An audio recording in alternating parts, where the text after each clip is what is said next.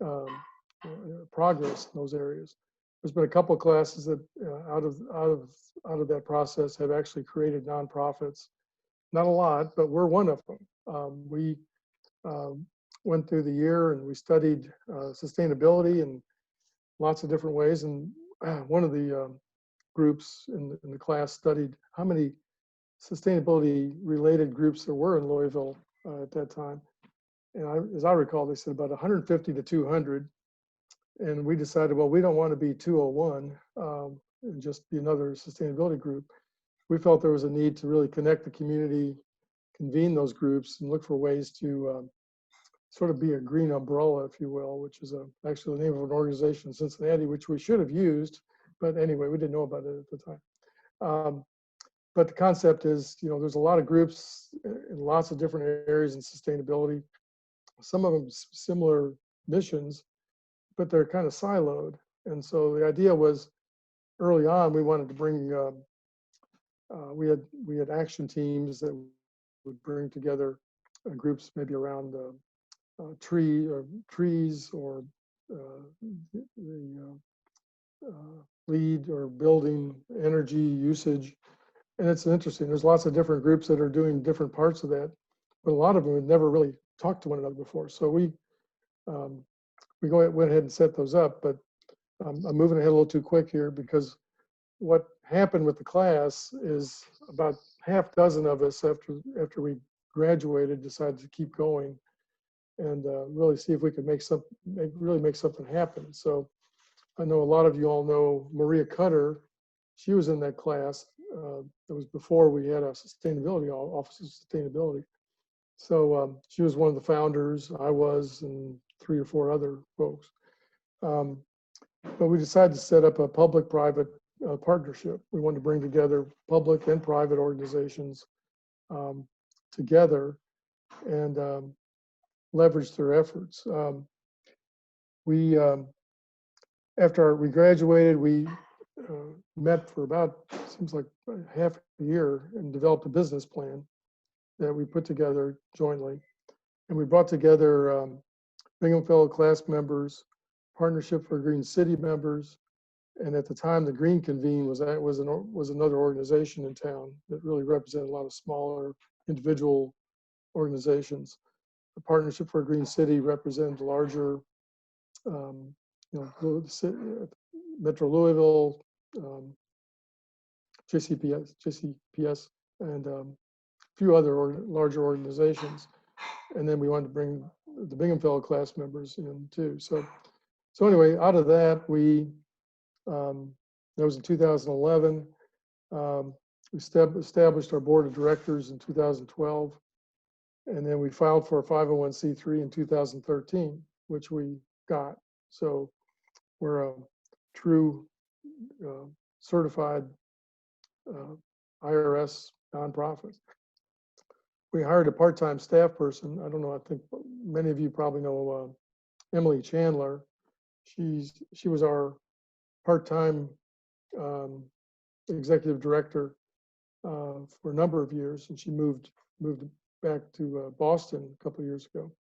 But she was actually on that committee that was developing the business plan, and she said one day, we're not going to get anywhere unless we have somebody that can really do the work, and really can focus on the day-to-day stuff to keep us going. So we hired her part-time at a very reasonable salary for us.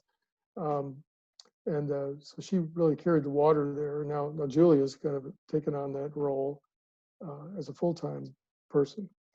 So in 2014, we had our first summit. It was at the zoo, and it was really a great event. We didn't really know what we were doing at the time, but we brought together a lot of good speakers and began the nucleus of future summits.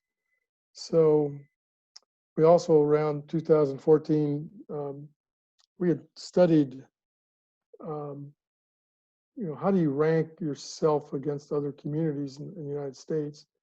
And we found one measuring system that actually discontinued after about a year after we found out about it.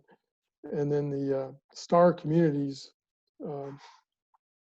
started up, and they became the kind of the go-to ranking organization for tracking your advancement in sustainability. And so we actually hired an intern to help put together the information along with the city, with Metro. And I think there's like 45 different categories that had to have detailed information submitted. It took about a year to do. And out of that, we were granted, I think, four stars out of 5. So anyway, we felt that was a really important thing, because if you can now begin to have a baseline to be able to measure yourself for future, as we develop programs and activities, that can be tracked now against a baseline. So, and community action teams, that was the other thing we put together to try to really bring the silos together around a table and learn. Actually, the Trees organization now, Trees Louisville, came out of that action committee at the time, because we found out that a lot of those groups had never really talked to one another before. So we actually hired facilitators to help those meetings along, and because some of them got, I won't say contentious, but they needed some structure. So that's kind of, it gets us up to about 2014, and since then we've growing, and we've had we've developed, brought new board members on board, and it's been a challenge, like any nonprofit, in terms of fundraising, and we've kind of changed our thought process over the years, as you would expect to, and here we are today. So I'm going to turn this over to Michelle King and talk about our Green Convene activities. So turn it over to Michelle. Well, good evening, everybody. Thanks, Steve. You've got a nice overview now of the organization. You're here at a green drink, so clearly you know what green drinks are. These are our, sort of small morsels. Green Convenes, they're a little bit meatier. They're typically a forum that is more of a medium-sized forum, not quite as large as our summit, which you'll be hearing about next.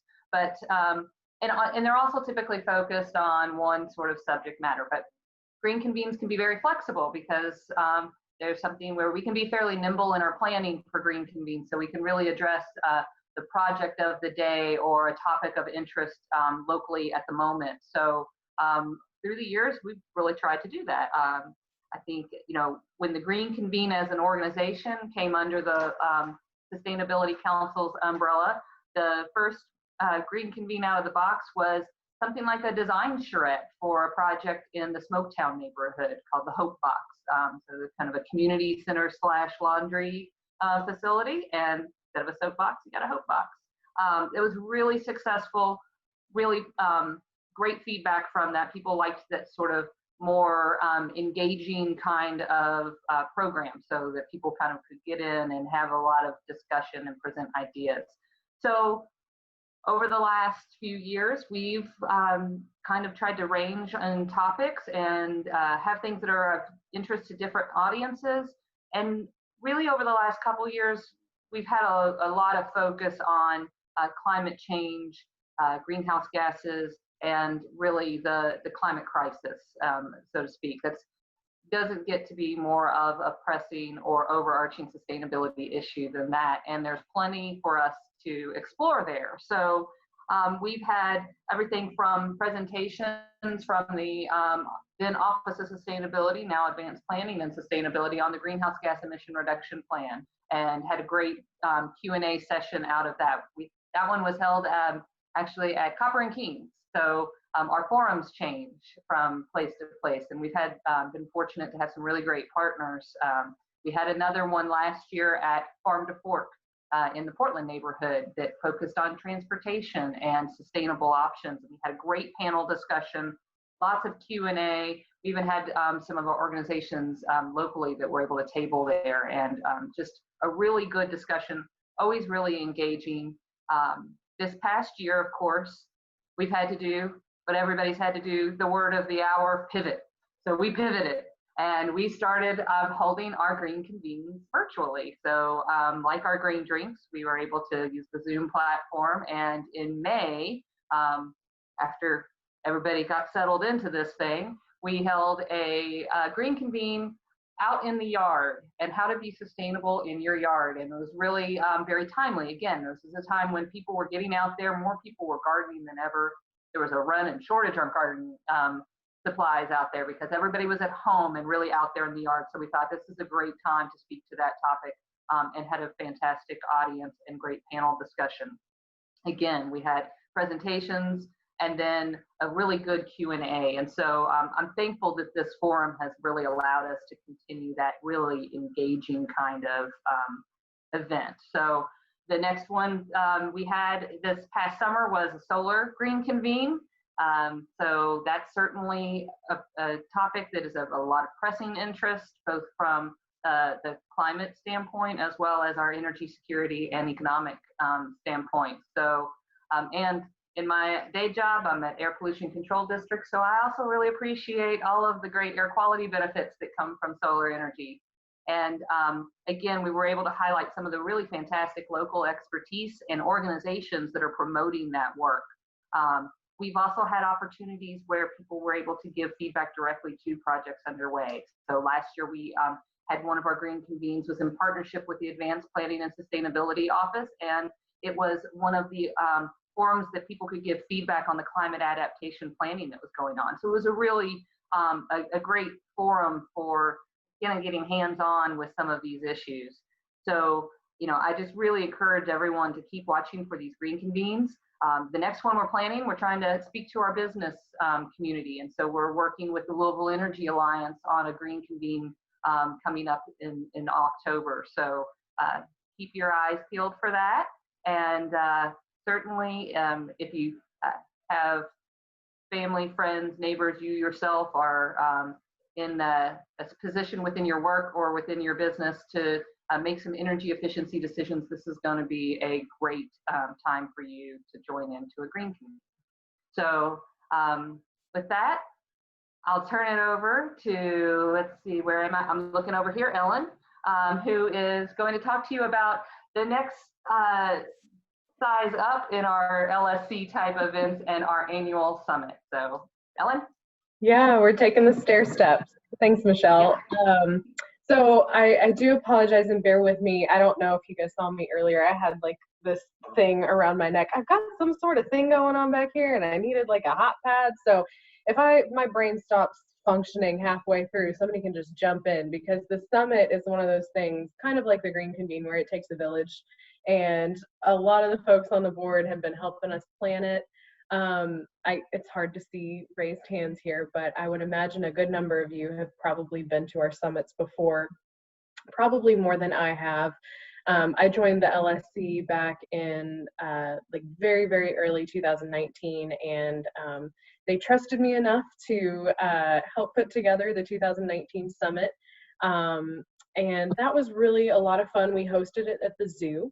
The theme was making the cut. So it was all about how to reduce greenhouse gas emissions and work on, reducing the impacts of climate change. We can't stop it at this point. We've already kind of, made the changes to the world that we have, but, we can all put actions forward that can reduce the severity. So we had Bob Brinkman come in. He was at Hofstra University, and he talked about what other cities are doing to combat greenhouse gases. Greg Fisher came and spoke. We also had a panel of a lot of really awesome local leaders in the sustainability world around here, and that was really, really popular.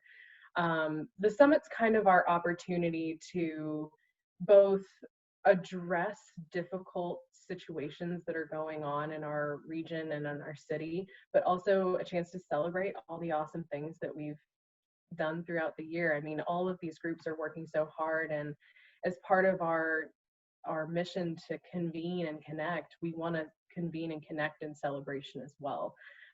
So that's really a big focus of what we do, and you know, everybody gets together and can have good food and a good time, and you know, just see what each other's been doing. Again, pivoting this year, our summit is going to be remote. It's going to be November 12th. So the nice thing about it is we don't have to be concerned about weather, because you can sit out on your deck if it's nice, or it can be nice and cozy in your house if it's not. And so because of what we've been going through as a city since the beginning of this year, our theme is going to be really, really focused on diversity. And so we're focusing on exploring the intersections of sustainability. And so we're going to start off with a really killer keynote. We are finalizing that right now, so I can't announce anything. But we're also going to have a panel, as we did last year, because it was such a popular forum. You know, getting to hear people bounce ideas off of each other and have a conversation on stage is so much more different than having someone speak to you in more of a monologue. So we're going to have that again, and Charles Booker has agreed to moderate that panel, which is going to be a ton of fun.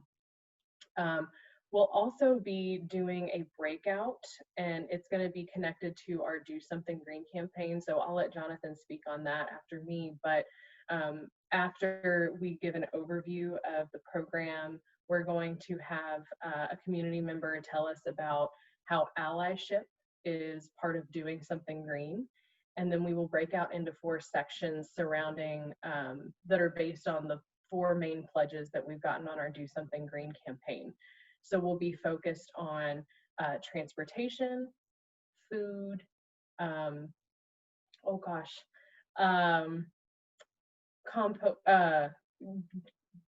planting trees, gardening, and native plants. And then there was one other. Julia, you want to help me out? Okay, we have composting, trees, native plants, community gardens, allyship. Yeah, so we're going to be covering all of those, but they are breakout sessions, and so you are going to have to choose which one you like. But we've got awesome local folks for those breakout sessions. And then in addition, again, because we pivoted and we're going to be hosting this on the Zoom platform, the really great thing is we now have an opportunity that we didn't have in the past. A, it's cheaper, more people have access to it. B, traveling is not an issue. As long as you can access a computer, you can join us. And then that also widens our region too. So we're working on inviting folks from Bowling Green and Lexington and Cincinnati. And, you know, even though we're called the Louisville Sustainability Summit, we all work so closely with folks in our region. I mean, Kentuckiana, we are cross states, cross cities, all over the place. So I think that this year's summit, despite certain challenges, is going to be really, really cool. And I hope you guys can all join us. So I think Jonathan is next. So. Hi, everybody. I am next. Hopefully you can hear me. I'm Jonathan Bayless. I've been with the Louisville Sustainability Council on the board for coming up on 6 years. And my day job is the Global Sustainability Director at Yum Brands. And we live and breathe sustainability in many things that we do. So today I'm happy to talk to everybody about our Do Something Green program. It's something very new and something that we announced at the summit last year. You may have heard a little bit about it already from different sources, but it's a lot more than what you've heard about. So I'm going to give you a little peek under the hood.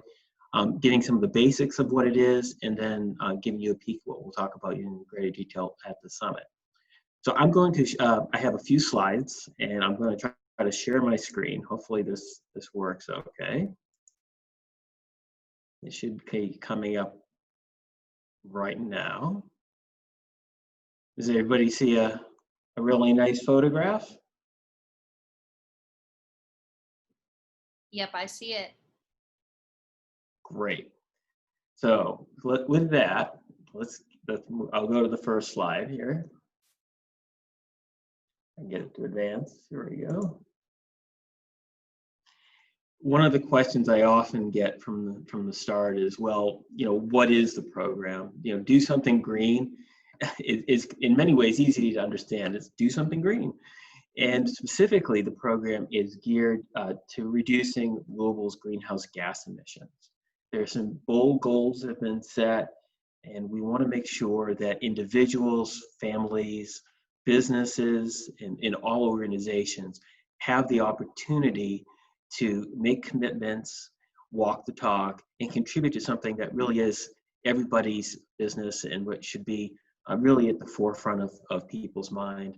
And I know in this very challenging year of COVID-19, it can be challenging to talk about things like climate change, but as we all know, climate change hasn't gone away. It's still there, and we need to address it.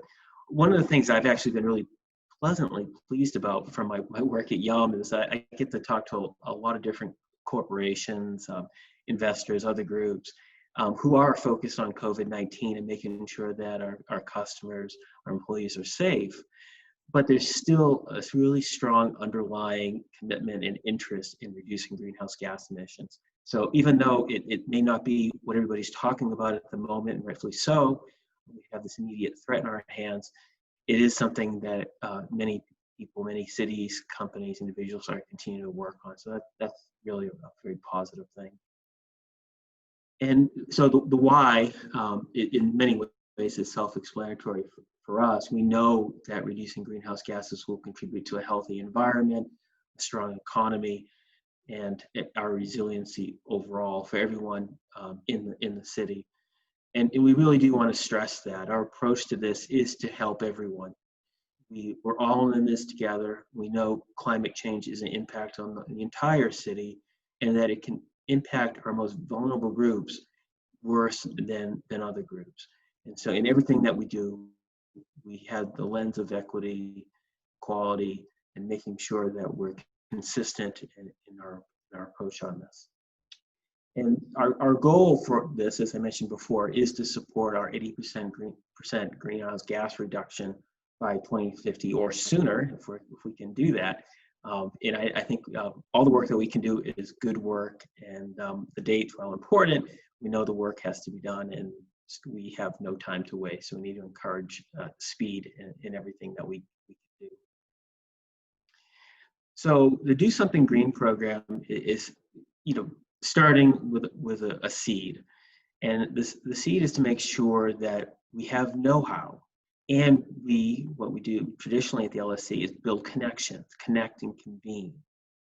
And the Do Something Green program is designed to do that.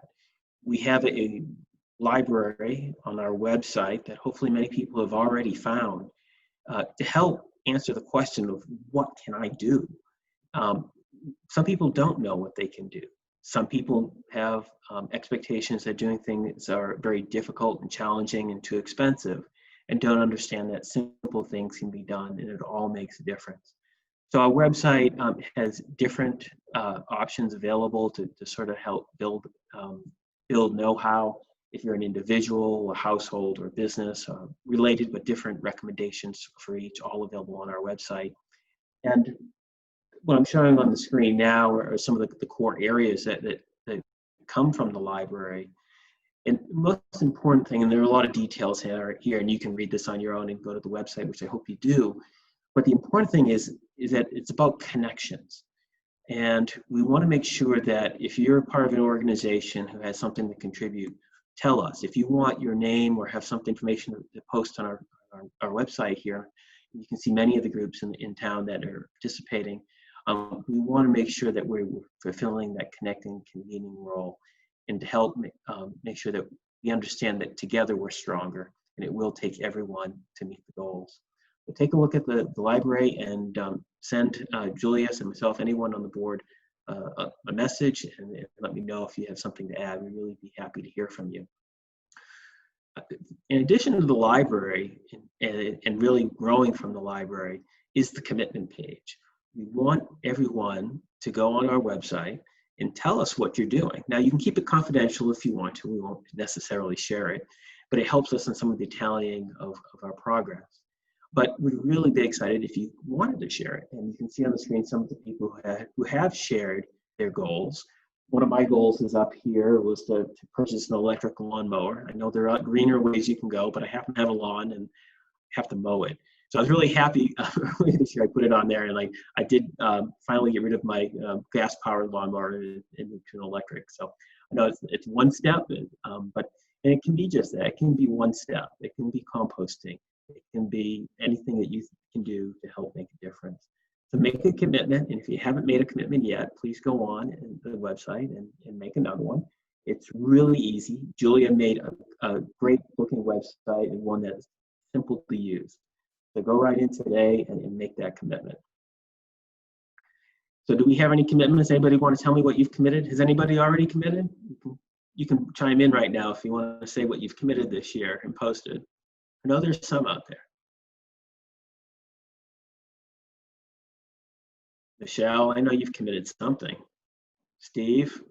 I did. I committed to reduce use of single-use plastics. Even that which I am recycling is still contributing to an entire plastics industry, which is not a sustainable one for our planet. So that is one of my big goals. That's great. That's wonderful. Yes, plastics are a real problem. And in my family, I made my kids commit not to use plastic straws. I know that's not going to save the world on itself, but it's one small piece of the puzzle. And they've been really good about it. And we've eliminated all use of that. We started that actually before lockdown, essentially. And they're really excited and continue to look for other things. So you think about that plastic straw, you might think about that plastic fork, and then that plastic container and the wrapper and everything else. So it's a gateway thought. It is definitely a gateway thought. Good. Anybody else want to volunteer? I had pledged to go car-free for a month, and this was a thing I previously pledged, and I did. So this was at the beginning of lockdown, so that definitely had a contribution. But I've recently made a new pledge to go to the farmer's market more often than I go to the grocery store. Good. That's great. That's one thing I should try to do too. I love the farmers markets in town, and I do go, but I wish I could go more often. I need to try to make a point of it. So that's really good. Open air. It's a safe alternative to, as well as being sustainable. It is. Anybody else want to chime in? I have pledged to replace any light bulbs that go out in my house with LED. Great. That's something easy everybody can do, and it's not painful because you can do it one at a time as they go away. It's very easy. I love it. The price has come down over the last 3 or 4 years too. Very, very affordable in many cases. And in our restaurants, for instance, we've made the switch, and we're finding that the LED equivalent to the traditional lights are actually less money, initial cost overall. So when I was able to bring that to the company, there was a lot of interest.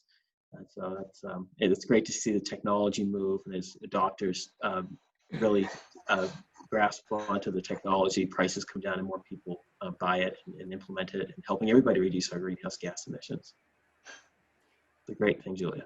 This is Larry Sloan, and I have a question. Some time ago, probably about 8 or 9 years ago, I decided to buy my last car, and I bought a used 2010 model. But I also had a 2003 model that I was going to trade in, but they didn't want to give me anything for it. So I actually fixed it up and kept it. But my idea is that there's a lot of pollution comes from manufacturing automobiles. And my idea, even though these are less efficient automobiles, is it's better to keep your old car running rather than get a new car. Now, am I wrong about that? That's a question really, rather than a pledge. Yeah, Well, that's, I'll go ahead. speak a little to that. I think that would be it's a big question because you're talking about whole life cycle of that vehicle versus what the extra air pollution from your tailpipe emissions in that less efficient vehicle is over how long you're going to keep that car extra. So, there's a lot of unknowns on that. I will say that when we look at air pollution trends going forward, the thing that keeps our air quality from getting worse as we add more cars on the road and we drive more and more miles as individuals is the fact that our cars are getting cleaner. And they are so much cleaner today than they were, 20, 30 years ago. Are they that much cleaner than they were 5 years ago? Probably not. But if you're talking about a much older car, yeah. And if it's a diesel, get it out of there. Oh yeah. Well, I'll have to tell my fiance that she's got a diesel Mercedes that she loves, and it's all paid for, so it's kind of hard to get rid of it. But the thing is, I think that we both do so little driving. Probably I drive maybe 8,000 miles a year, and she does about the same. So, well, does that mitigate it a bit? Absolutely. Yeah. I mean, driving less is always going to be the cleanest option for sure. So, if you're driving very little, it's, the pollution payback that you'd have, just thinking like you would think about it with an economic payback, think about how the emission savings as your payback, that's going to take a lot longer to see that if you're driving very few miles. So, I think if you're driving efficiently and not idling, so that's just cutting out all the unnecessary emissions. So yeah, the cars you're making good choices. The engines are tuned up and all that. And, so it's just a thought I've had a long time, and I've never really talked to anybody that really, it's sort of been my own theory. Mm-hmm. Good. Thank you for the input. Thank you for the questions. That's good. I hopefully have some more question time at the end here. We can talk some more. Quickly run through a couple more slides here, and the one I really wanted to share with everybody is trying to answer the question, beyond the commitments that we want everybody to make, beyond the library and the connections we want to encourage, is what else will the LSC be doing? What we will be doing is something called a microgrant program, where we'll be really and quite simply giving money away to different groups, even potentially individuals who have really bright ideas on how to reduce emissions. So we'll be revealing more about the program at the summit, but we'll need to get the word out quickly after the summit, and we'll be going through the process early next year and making award. So we really want to try to leverage some small investments that can really drive in great yields and great results. So that's what's next for the LSC in terms of the Do Something Green program. So stay tuned, a lot more coming up at the summit. Okay, I think that's what I have, Julia, for right now. Okay, great. Thanks, Jonathan. The Do Something Green is such an exciting program that we have going on right now. If you haven't done it already, go ahead and make your pledge on the website. I put the link in the chat box. If you need some ideas on what to pledge or want to see what the community has pledged, check out our website, our resource library, which is always growing. And if you're looking for a resource but you don't see it, it's listed on the website all around. Just click the I don't see my resource button and it'll shoot me an email, and I'm sure we can get it added for you. So looking forward to seeing what pledges come in from you guys. But that is about it. Thank you for all the board of the directors for sharing. Do we I have, just want to actually, before we turn it over to Q&A, I do want to also share one of the other changes this year that we did is we did update our vision and our mission. So I just want to go ahead and read our updated vision and mission for y'all if you haven't been on our updated website that Julia is constantly updating. So our vision, we envision the Louisville Sustainability Council as a national leader in creating sustainable, equitable, and resilient local communities. And our mission, the LSC connects communities, convenes strategically, and creates programs, events, and resources for a sustainable and equitable future. So that's our vision and our mission. And I think today with the different board of directors sharing a little bit more of the details on what that means and looks like on the ground.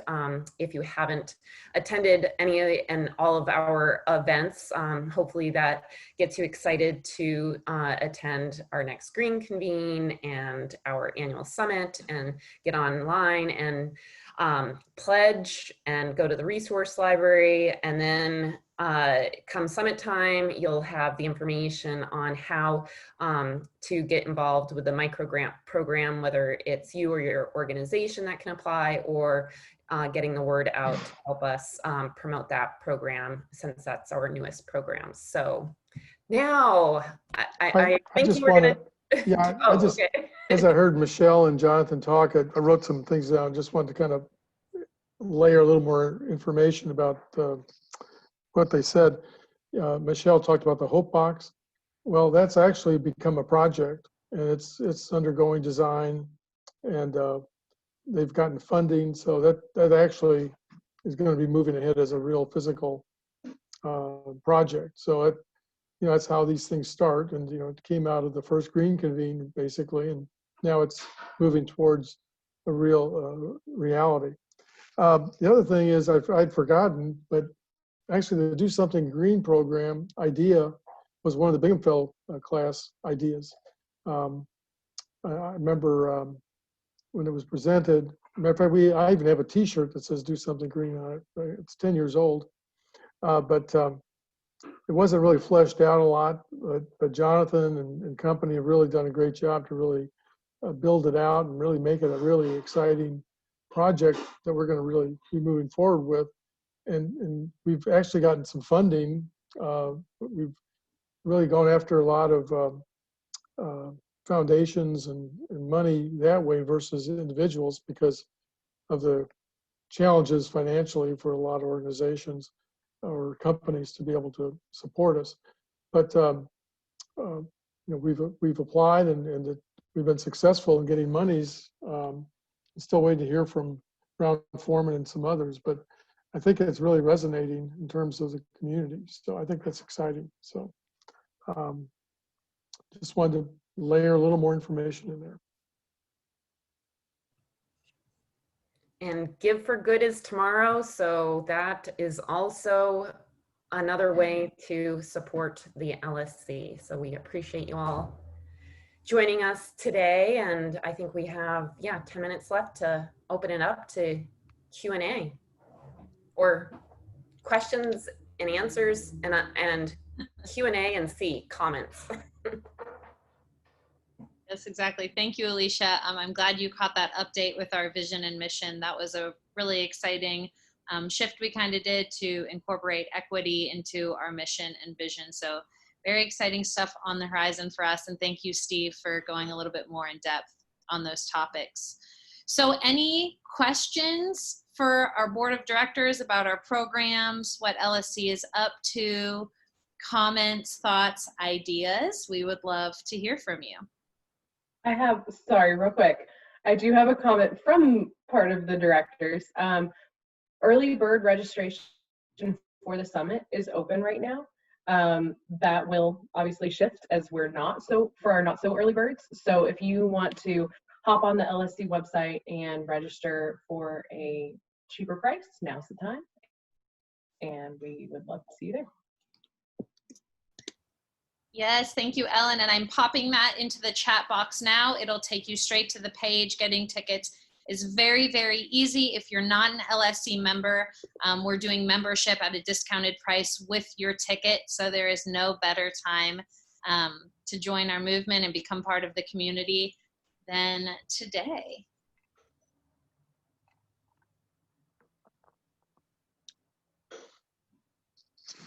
Yeah, and if you're not a member already, there is a membership deal. If you sign up for the summit, you get a deep discount membership for the first year. So that is also a great way to get membership and a ticket to the summit.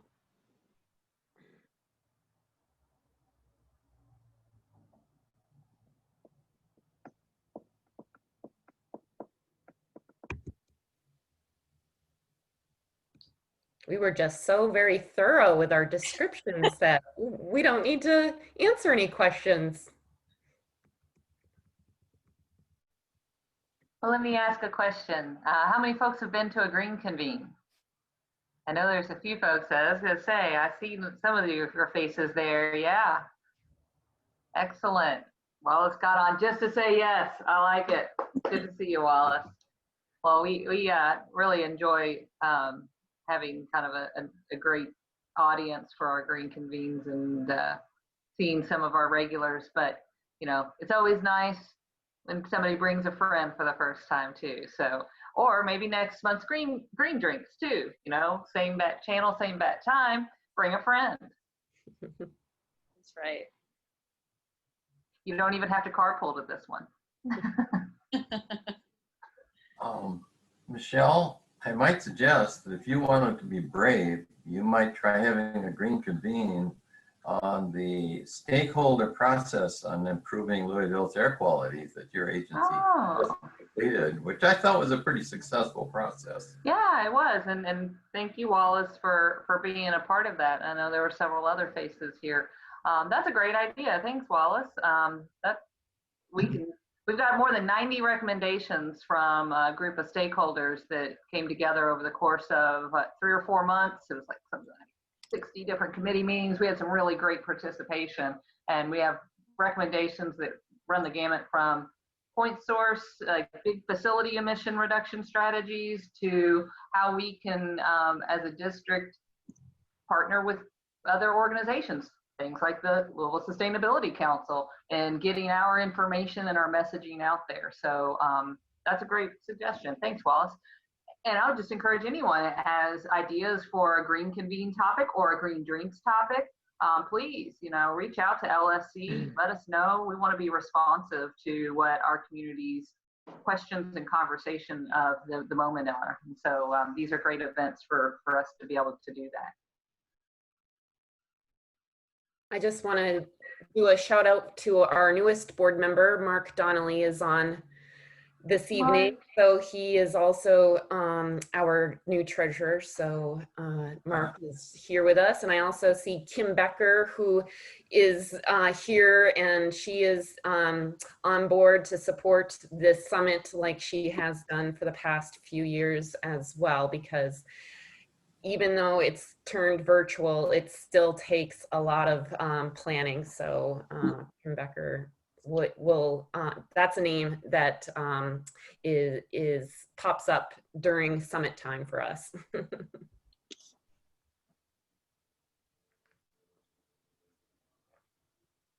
All right, last call for any questions, comments. Alcohol, right? That's what they, it's not. Does anyone else have a do something green pledge you're thinking about? Maybe testing the waters? Well, I just bought a sewing machine, and so I'm gonna try and only buy stuff from Goodwill and make it fit me. I love It might look really bad at first, but I'm gonna try. That's awesome, Ellen. My favorite Goodwill is 420 Goodwill Way in St. Matthews. So if you need a great Goodwill to hit up, that is my favorite one. I work next to one, like I could walk to it, and so it's kind of dangerous. And everybody's been cleaning out their houses because of COVID. So like all the good stuff is showing up. For sure. And walk COVID, there, yeah, and buy reused items. That's double sustainable right there. No Mhm. guilt. Yeah. Exactly. and you're only going to Zoom with people. So if it looks terrible, you're in good shape. Top up only. Yeah. Yeah, you only need the top. Yeah. Just a little tip. We wore out our first battery electric lawnmower, and we just ordered another one. My wife ordered it from Amazon, so it shows up on our.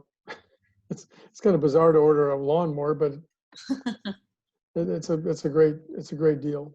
So. Well, let me see. Am I unmuted? Yeah. Since it's come up twice now, I must make a shameless plug for the Air Pollution Control District's Lawn Care for Cleaner Air program. We will give you, if you are a Jefferson County resident, a rebate for buying that electric lawn care equipment. We also give rebates on extra batteries and replacement. So you get a bonus rebate. We double it if you will recycle your old mower, your gas-powered mower, so it just gets it out of the system altogether. So the idea there was to keep it from being sold at a lawn or at your yard sale, and then the next person's still using your polluting lawnmower. So it's been going for, I think we're on 13, 14 years at least now. Big popular program. So if you still have grass to mow after you plant all those trees, those native pollinator gardens and rain gardens to manage your stormwater, the rest of your grass, mow it with electric. It's a lot cleaner. So if you That was replace a an good- electric mower with an electric mower, does that count? Yes, it does. Actually, we want to encourage people to replace that mower. When those early adopters, you get the benefit. Yeah. So Well, visit, go good ahead. good plug, Michelle, literally I and know. figuratively. I gotta plug it all the time. I plug in my car, I plug in my mower, and I plug in our programs. All Yep. of it. And you can find that link in the chat box for Lawn Care for Cleaner Air. It's also in our resource library if you want to check it out there. We have 1 more minute left if there's any last minute questions. If not, I just want to remind everybody one more time, and I'm also dropping this in the chat box, that Give for Good is tomorrow. It's happening all day. It's a really big event for nonprofits all across Louisville, but especially us. This has been a really tough year, but our work is really, really important. And we're growing by the day and expanding all the things and work we do in the community. So any support would be huge. Sharing it on your social platforms with your professional networks, anything would be great. So the link is in the chat box. We hope to have your support on that, but there's no other questions. Thank you guys for being here. This was a really great turnout. Can I just follow up on what you just said? Actually, you can go on right now and donate. You don't have to wait till tomorrow. Oh, even And better. tomorrow is actually 12:01 a.m. tonight. So it starts tonight at midnight. So, but you can go on right now. I mean, Why delay? You're here. You have a why dream. wait? Be an early bird. All right. Well, thanks, y'all. Thanks, everybody. It's great to see Thank some you. faces here. Thank you. Bye, y'all. Bye.